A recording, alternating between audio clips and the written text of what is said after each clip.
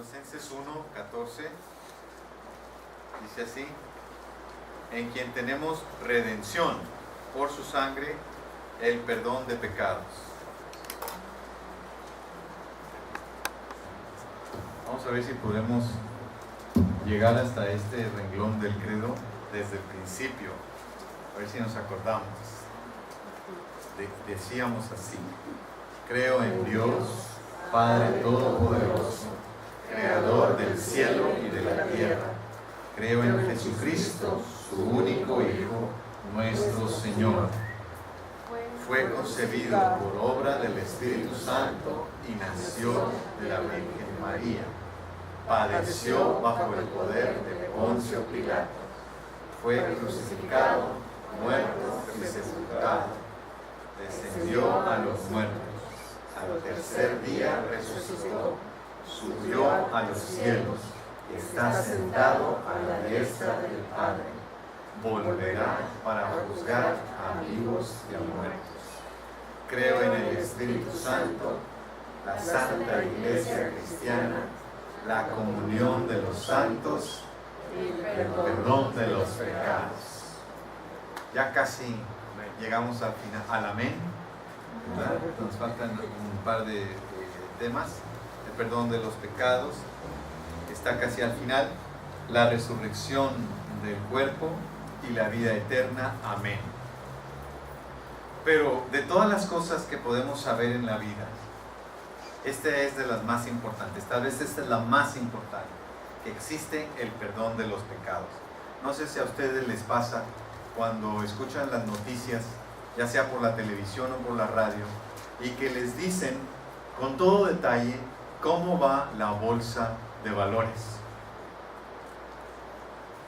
Y bueno, a usted y yo, pues ¿qué? O le dan a uno noticias de ese tipo, de alta importancia, si nosotros fuéramos grandes ejecutivos de algún grupo industrial o de alguna empresa, ¿verdad? Incluyendo todas las habilidades y conocimientos que nos hacen poder tener un trabajo. Lo más importante es saber que existe el perdón de los pecados. Gracias al conocimiento que tenemos, los títulos, los cursos, los posgrados, las maestrías, todo como se llame, nos hacen tener buenos empleos, o tal vez las habilidades sociales que aprendimos, también otro tipo de inteligencia, no solamente inteligencia académica, también existe la inteligencia cómo llevarse bien, la inteligencia social, la inteligencia emocional. Nos permite abrirnos camino por el mundo. Luego mi esposa se pregunta: ¿cómo es posible que esta gente sea tan rica y ni siquiera terminaron la prepa? ¿Verdad? Pues que tienen otro tipo de inteligencias, otro tipo de habilidades, otro tipo de colmillos que también son importantes. De todos los conocimientos que nuestro cerebro se puedan almacenar, esta frase del credo, antiguo credo cristiano, es de lo más importante. Es más importante saber que existe el perdón de los pecados, y es más importante experimentarlo en carne propia, ser perdonados. Es más importante eso que saber a cómo amaneció el dólar hoy, o que si la bolsa subió o bajó. Para nuestra vida este conocimiento es más urgente que cualquier otro, porque nos permite vivir de este lado de la eternidad, nos permite vivir alegres, lo que la Biblia llama la vida abundante. ¿Qué será eso de la vida abundante? Pues la vida feliz, la vida en paz, la vida en alegría, el poder dormir en la noche, el poder disfrutar un plato de arroz recién cocinado, el poder disfrutar una sencilla amistad profunda y auténtica, la vida abundante. Todo eso se logra porque sabemos que somos perdonados. Y no solo eso, porque nos abre la puerta para gozar del otro lado, la vida eterna en el otro lado de la muerte. Así pues, estas breves palabras Creo en el perdón de los pecados. Son de lo más relevante que durante nuestra corta vida pudiéramos llegar a aprender. Podemos decir, si logramos aprender un idioma humano, fue para aprender estas palabras. Para aprender que podemos ser perdonados de nuestros pecados y al mismo tiempo vivir en la dimensión del perdón. Así como somos perdonados, también perdonar. En este mundo que no cree en el perdón, este mundo que condena a la gente a vivir por largos años, encerrada en cárceles que no sirven para nada, cárceles físicas y también cárceles espirituales. Nosotros, los cristianos, afirmamos, nos ponemos de pie y decimos con todas nuestras fuerzas, afirmamos e insistimos en que existe una dimensión de la vida que se llama gracia y que podemos entrar a esa dimensión de la vida por medio del perdón de los pecados.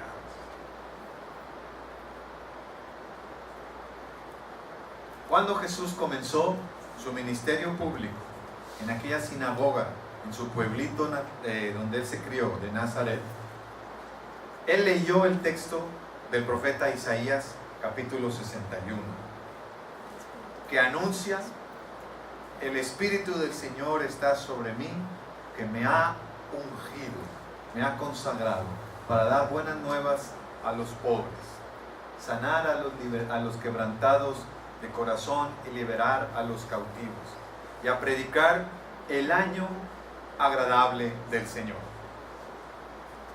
Jesús se refería al leer Isaías 61 al año del jubileo, que era un año en la ley de Moisés que ocurría cada 50 años y que era el año en el que se tenían que perdonar las deudas y que las propiedades tenían que regresar a sus dueños originales. El día de hoy ya no vivimos bajo ese régimen, pero representaba un año en el que se perdonaba las deudas y que se hacía un borrón y cuenta nueva, volvía a empezar la sociedad en una condición de igualdad. Ese año también se le conoce como el año de gracia, el año de gracia. Y desde que comenzó la era cristiana, se acostumbra a decir en nuestros idiomas, hacer referencia al año de gracia. Es decir, decimos que desde que Jesús vino, la humanidad está viviendo en el año de gracia. Una época nueva de perdón.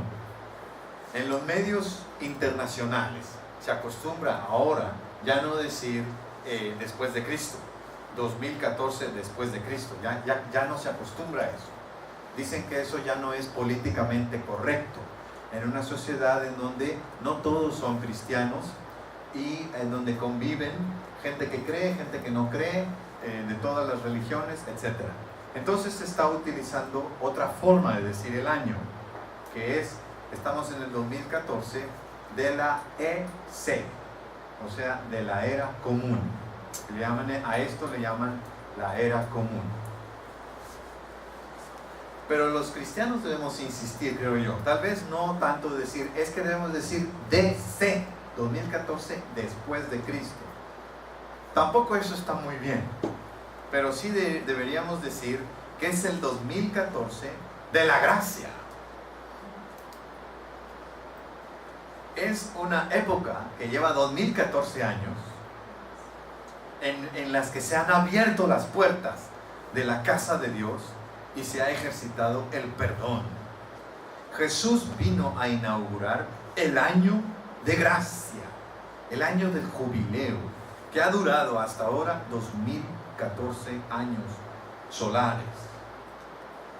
Dios en Jesucristo nos ofrece a todos y a todas el perdón.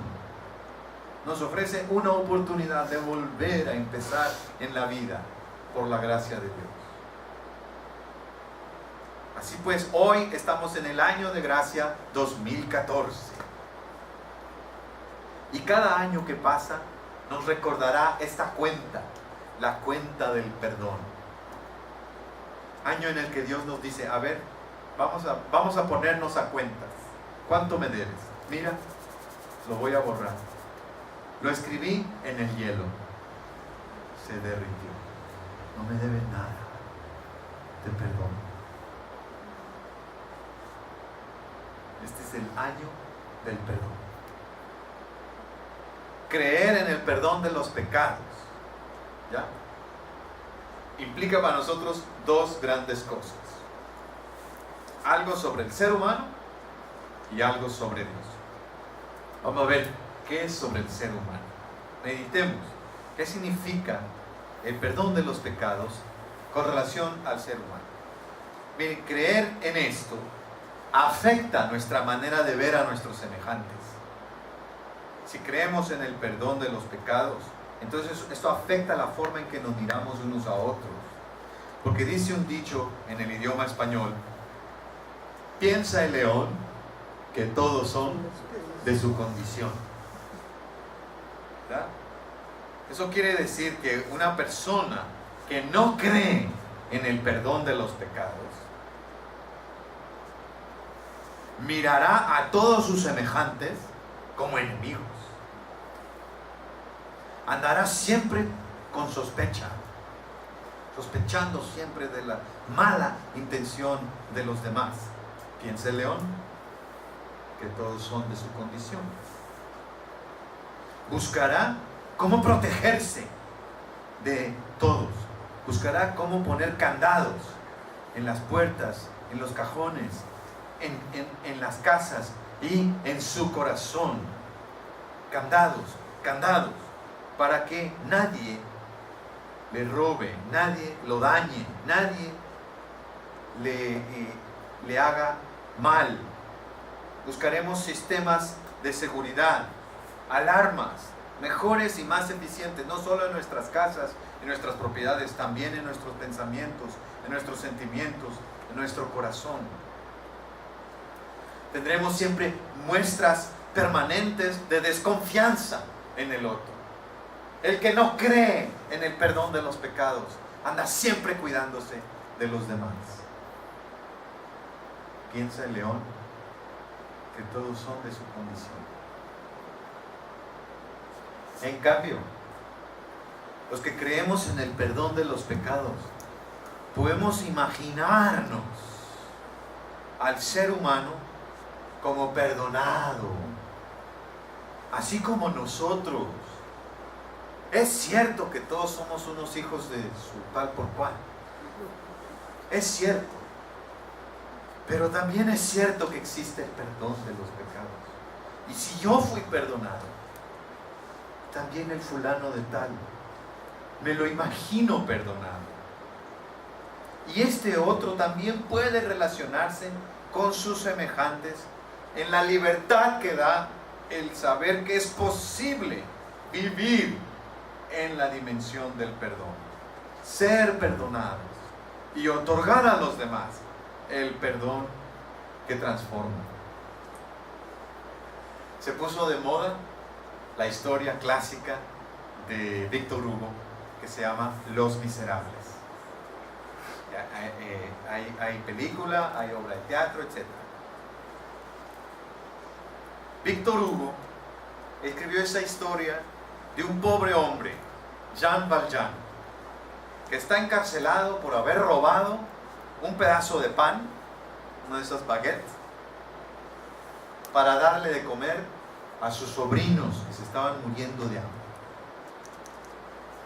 Y la condena de este pobre hombre, Jean Valjean, se fue haciendo interminablemente larga. Se le añadían más años y más años. ¿Por qué? Porque él trataba de escaparse de la cárcel. Y cada vez que intentó fugarse, lo pescaban y le sumaban años a su condena.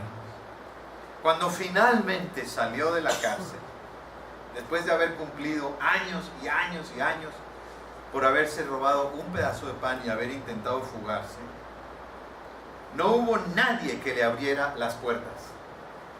Pasan páginas y páginas de la novela, cómo Jean Valjean, ya después que salió de la cárcel, le cierran las puertas, pide ayuda, nadie dice conocerlo, ya no tiene familia, ya no tiene amigos, nadie le ofrece trabajo, nadie le ofrece ni siquiera un vaso de agua.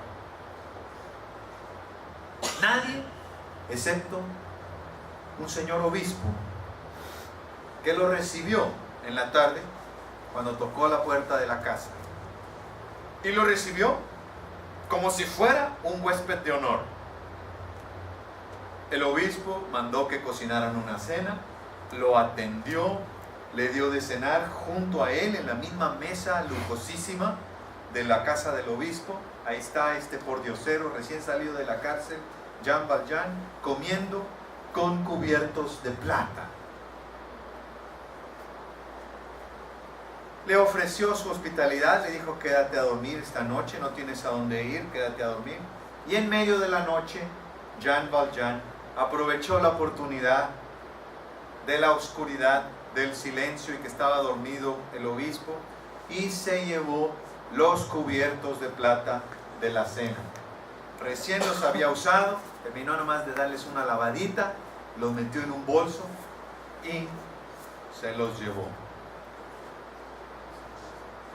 Cuando la policía lo capturó, en esa misma noche, larga noche ya para la madrugada, lo llevan de vuelta a la casa del obispo para averiguar si efectivamente aquellas piezas de valor, aquellos cubiertos de plata, eran del obispo. Jean Valjean pensó: ahora sí, ya, hasta aquí llegué. Mi suerte será morirme en la cárcel. Y qué sorpresa. Cuando ese obispo, en sus pijamas, ¿verdad?, recibe a la policía, recibe a Jean Valjean, lo tiran ahí al piso con la vajilla de plata, y el obispo se alegra. Y le dijo: ¡qué bueno que regresaste! Porque se te olvidó la pieza más importante del juego de platería, el candelabro. Viene el obispo: esos cubiertos van con este candelabro. ¿Cómo se te pudo haber olvidado? El obispo le explicó al policía que aquel hombre era su amigo y que todas aquellas cosas de plata que se había llevado eran regalos que él le había dado. La experiencia de la gracia. En ese momento Valjean quedó de una sola pieza. Quedó impávido ante la magnitud del perdón. Se dio cuenta ahí que no todos los hombres son implacables y no todos los hombres son como leones que están devorándose unos a otros, como ese policía que lo persiguió toda su vida, que se llamaba Javert, ¿verdad? No, se dio cuenta que hay quienes sí creen en el perdón de los pecados. Se dio cuenta que ese obispo, él se veía a sí mismo perdonado por Dios, y con esa conciencia del perdón de sus propios pecados podía perdonar a Jean Valjean. Y así Jean Valjean se sintió transformado. A partir de esa experiencia del perdón, su vida se dedicó a hacer el bien a los que más lo necesitan. Y ahí ustedes pueden seguir leyendo la novela, que ahí nomás con ese episodio comienza.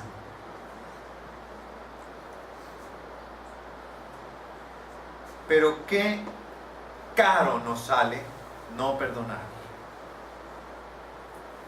En el presupuesto emocional de una persona, no perdonar es muy, muy caro.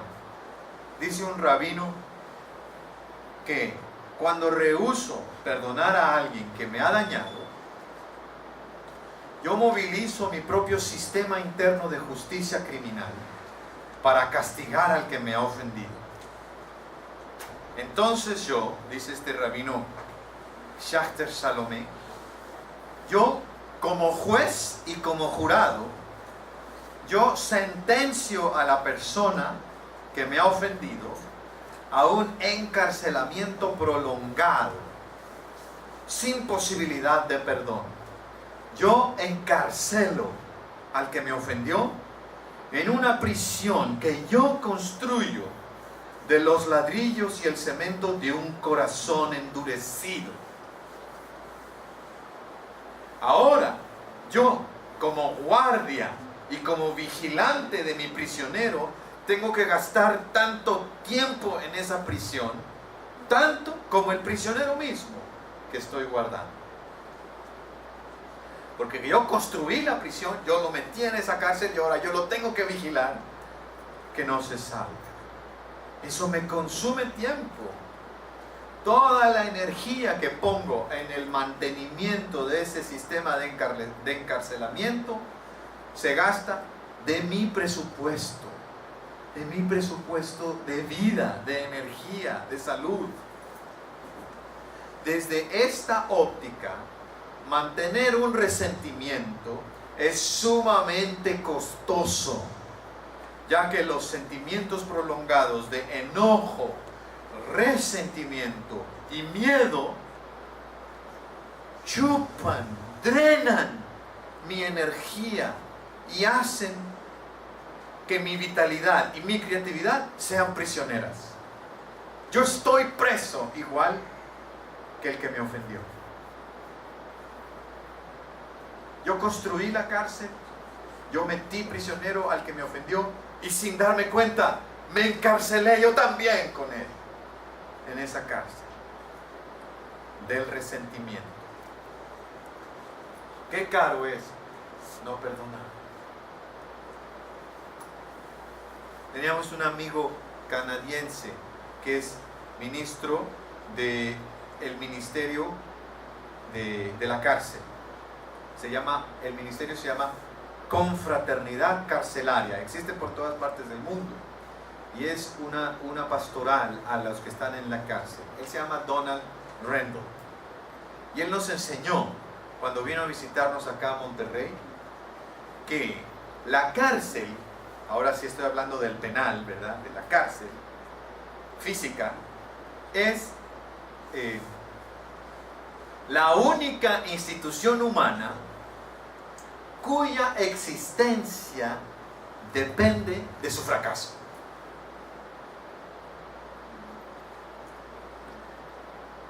Las cárceles existen porque no sirven en lo que hacen. Es la única institución que existe, que su existencia depende de su fracaso. Porque fracasan en restituir a la gente que va a dar allá, y entonces por eso siguen existiendo. No sirven para nada. Las cárceles son lo opuesto al perdón. Imagínense los costos de mantener una cárcel, no solamente emocionales, ahora físicos, con todos sus costos innecesarios. Las cárceles que construimos para nuestros semejantes, sean cárceles físicas o espirituales, pues debían dejar de existir. Yo sé que en nuestra cultura también tenemos otro dicho que es: yo te perdono, pero no olvido. ¿Ya? Y el teólogo croata Miroslav Volf, profesor en la Universidad de Yale, ha escrito un libro sobre el perdón que se llama The End of Memory, el fin de la memoria o el fin de los recuerdos, en donde él argumenta que los recuerdos son el peor obstáculo para perdonar. Tal vez deberíamos cambiar esa frase de perdono pero no olvido por algo así como perdono y aprendo de la experiencia. No es lo mismo. Ese no olvido, ese yo te perdono pero nunca lo olvido, significa que yo voy a guardarte un resentimiento por el resto de mi vida. Te perdono pero voy a seguirte poniendo en esa cárcel que yo te construyo, una cárcel de odio, en donde sin darme cuenta yo también voy a meterme preso ahí. Pero decir perdono y aprendo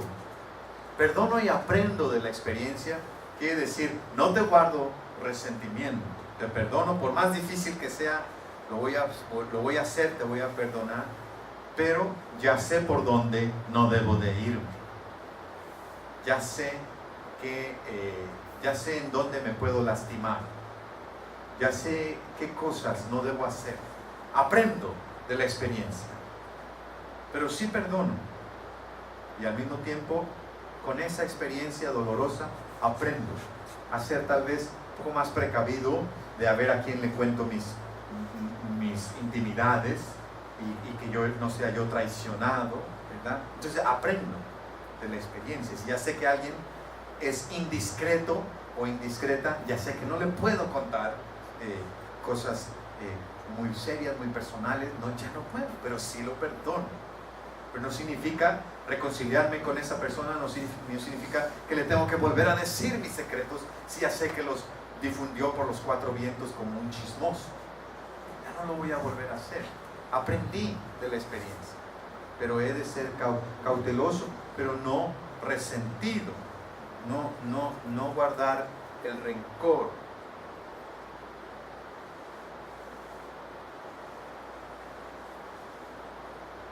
También nos dice algo sobre Dios, esta parte del credo. Creer en el perdón de los pecados nos dice algo sobre Dios. Hay en la historia otro ladrón que también recibió una muestra de gracia similar a la de Valjean.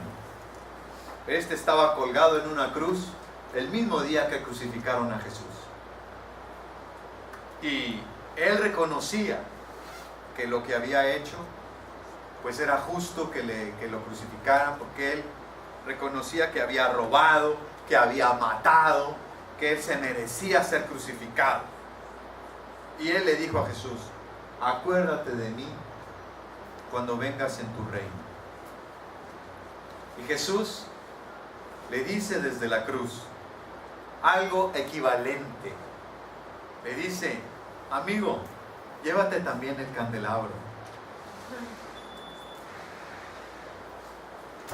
Hoy estarás conmigo en el paraíso.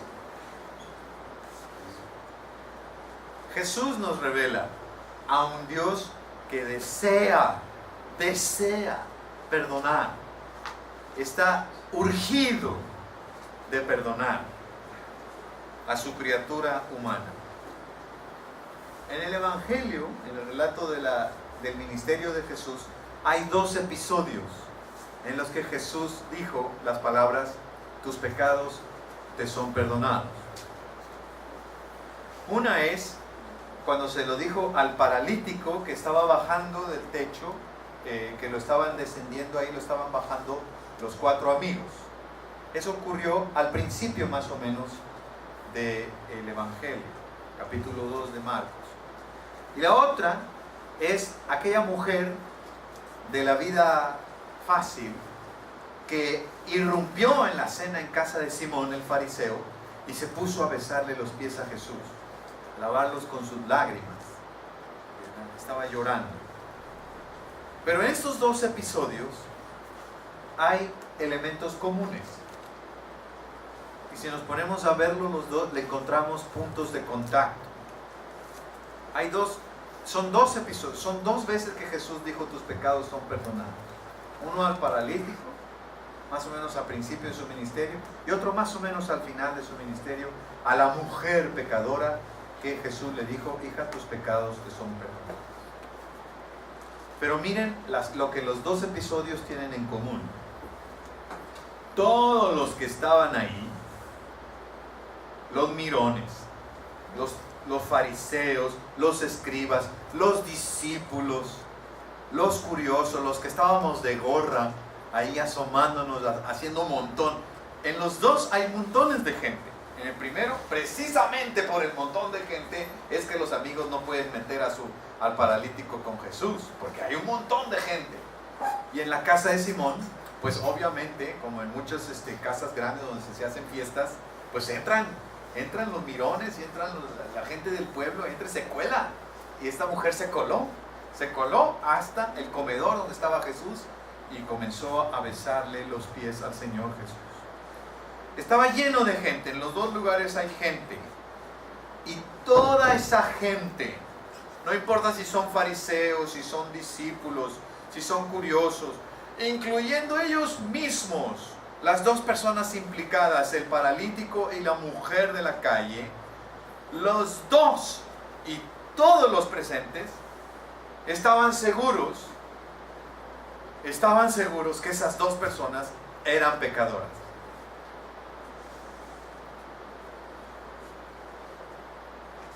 Uno, porque era paralítico, y según la lógica religiosa de aquella época y también de esta, es que algo debió haber hecho para quedarse paralítico.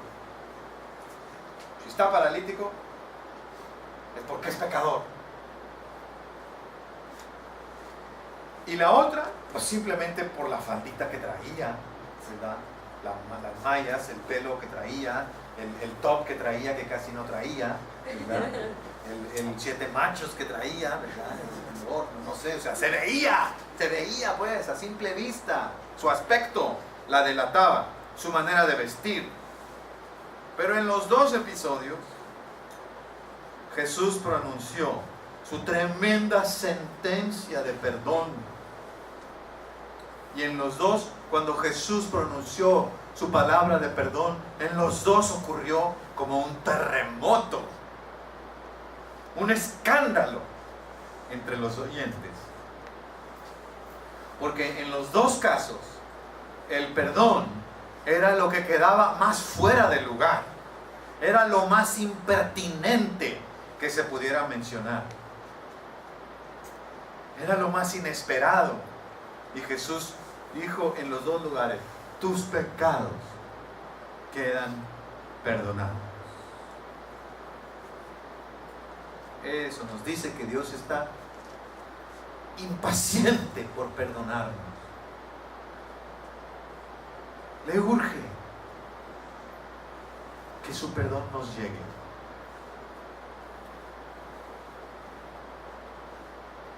Y ahora tal vez alguno de nosotros está como encadenado por sus recuerdos de algo que haya hecho él mismo o ella misma, o algo que le hayan hecho y que no ha podido perdonar.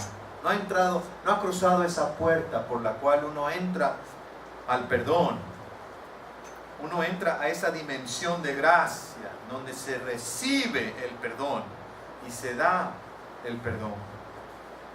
Donde se sabe, se asume que no existe el perfecto. Que yo soy imperfecto y tú también eres imperfecto. Y que yo recibo el perdón de Dios y tú también recibes el perdón de Dios. Cuando pienso cómo es el perdón de Dios para mi vida, pienso de alguna forma en mis hijos, en la manera en que yo quisiera que ellos pudieran crecer y desarrollarse, vencer sus hábitos de inmadurez y que fueran fuertes, sanos, felices. Algún día lo lograrán, pero en ese proceso que ellos se van formando, van creciendo, no les ayuda para nada si yo, como su papá, les estoy constantemente señalando sus faltas, sus errores, su inmadurez. Así pues, Dios tampoco a nosotros no nos señala implacablemente y constantemente nuestros errores. Eso es un dato ya por default. Viene dado con el paquete. Más bien, lo que Dios nos insiste constantemente es que nos perdona, que nos perdona, que nos perdona. El asunto del pecado no es un problema de Dios, es un problema nuestro. Nos recoge Dios en sus brazos y nos dice: hija, hijo, tus pecados te son perdonados, recibe mi amor, cree y también crece en la seguridad de mi abrazo. Y yo sé que el Espíritu Santo toma esta palabra y la aplica a cada situación de los que estamos aquí de una manera especial y única. Solamente el Señor nos conoce acá por dentro. Pero que el Señor nos permita vivir desde hoy en esa alegría de la vida abundante, en la salud, en el gozo de sabernos perdonados y al mismo tiempo poder también pasar ese perdón. Perdón que comprende, perdón que aprende, perdón que restaura y transforma a todos. Amén. Amén.